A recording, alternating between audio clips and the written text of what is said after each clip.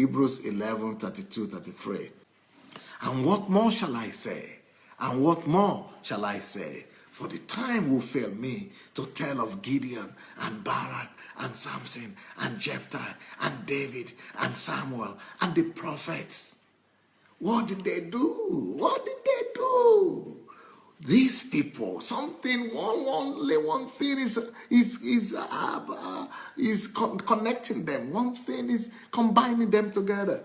They all, through faith, subdued kingdoms. They subdued kingdoms. Let us be like one of them. Let it be said of us that we subdue a sphere of life for God, that we subdue a nation for God, that we subdue, an area of life for God, an area of medicine, an area of technology, area of science, or area of infrastructure, or anything, entertainment. Let this be said of us that we, through faith, also subdue our own kingdoms. Everybody has his own land of promise. Everybody has his own kingdom. You have a challenge to subdue your kingdom by faith as well. But they did not just subdue kingdom, they walked righteousness. Sometimes we are trying to walk righteousness by deeds.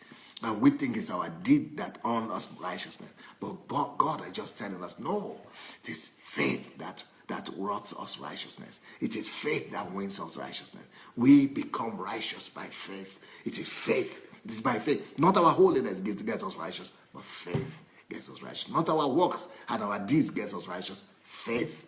Faith is the key to righteousness. They walked and wrought righteousness by faith. They obtained the promise by faith. What is the promise that God is giving to your life? What is the promise that God has given to your generation? What is the promise that God has given to your nation? Why is it you will not believe God that you are the one that will make that promise come to pass? As long as I live, if I will live long, you will see what I will do in Africa. I am going to make Nigeria to become one of the most respected countries in the world by the grace of God. It's my generation that's going to do it. I'm not going to be alone to do it, but in my generation, I will lead an army of people that will cause Nigeria to become one of the most respected nations in the world. And in all the prophecies, everybody, since I was a Christian, I've been hearing people say Nigeria is like a gun and a trigger of a gun that is going to shoot the gospel to the rest of the world. Well, I'm already part of that, but I'm going to make sure that my generation brings that promise to pass, and we are going to make Nigeria to become the most respected Christian nation in the world. Write it down.